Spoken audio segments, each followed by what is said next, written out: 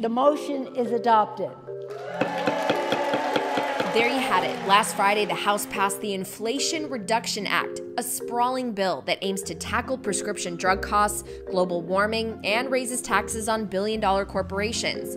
Critics say it's really a costly climate, tax, and healthcare reform bill that will ultimately fall short of fighting inflation for hardworking Americans. Most economists seem to have a consensus right now, and that is that if this bill does indeed become law, it will do very little to bring down the high prices we are all experiencing. Take a look at this University of Pennsylvania Wharton Business School study estimating that the act would, quote, have no meaningful effect on inflation in the near term, but would reduce inflation by around 0.1 percentage point by the middle of the first decade. These point estimates, however, are not statistically different from zero. So if you are looking to this to help you with your groceries, your gas, your rent, it's not going to do it. It's called the Inflation Reduction Act. But the Congressional Budget Office, which is nonpartisan, said that there would be a negligible impact on inflation this year and barely impact inflation at all next year. I mean, isn't it almost Orwellian? How can you call it Inflation Reduction Act when the nonpartisan experts say it's not going to? So I appreciate that. I appreciate the question. We've actually addressed this, the CBO. It was the top line number. There's more in there that shows that it will have the money remember how we're doing this too. It's making sure that billionaires in corporate America are paying their fair share. Making billionaires pay their fair share sounds all well and good in a soundbite, but how do you prevent corporations from passing higher costs down to consumers or finding more legal loopholes to avoid taxes? And what's to be said about the fact that Washington's policies help prop up the cantillionaire class whose wealth astronomically expanded during the pandemic-driven money-printing explosion? Critics say Washington just drafted a monumental piece of dystopian eco-legislation. I mean, we just passed the Inflation Reduction Act here in the United States, which is essentially a way to reduce inflation by printing a bunch of money. And not only that, it's essentially a backdoored Green New Deal. This bill will cut our carbon emissions by 40% in just 8 years. Here's what's in the 755-page act on climate. $370 billion to be spent on emission-reducing energy initiatives, including tax credits on purchases of electric vehicles and solar panels.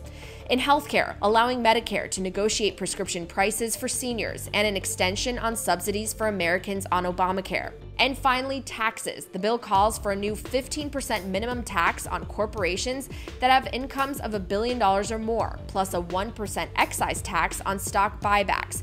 Oh, and we can't forget boosting the IRS to the tune of $80 billion and nearly 90,000 new agents. We are lowering costs, we are fighting inflation, and we are saving the planet. The legislation faced fierce opposition in the House last Friday with hours of debate, raising red flags from mostly Republicans. Democrats believe they can spend their way out of inflation and tax their way out of a recession. Even Bernie Sanders, a socialist who can come up with a million flawed excuses to spend your tax dollars, says he can't find a way to even say this would reduce inflation one iota. Reject this bill, put Americans first. It is time to vote hell no. Proponents of the act say middle-class Americans will benefit from the reforms, but critics argue it just kicks the can down the road for the government to spend and control ever more, picking winners and losers along the way. The biggest winners are regulatory agencies like the EPA and the IRS, Medicare price controls, special interest, rent-seeking corporate handouts. This bill has the potential to increase inflation and deepen recession. It will not reduce deficits or debt. The bill has no common sense. This bill is dumb. Very, very dumb. I'll be honest, I go back and forth between it's a globalist ploy and it's just pure incompetence.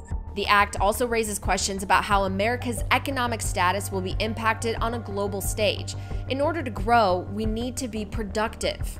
Does it make the United States of America more competitive in the G20 or less competitive? There is no question to that outcome.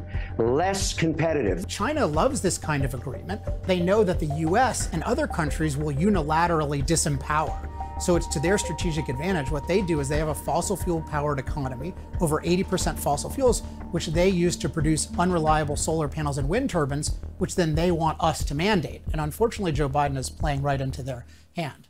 And of course, Bitcoiners are sounding the alarm, warning that spending will lead to more long-term issues, less productivity, less saving, and ultimately more inflation. The Keynesian notion that growth at any cost is always a good thing, it's just an incredibly broken and flawed notion. We don't need top-line growth. We don't need higher prices. We don't need, quote-unquote, more of everything. What we need is more for less, which is what deflation is.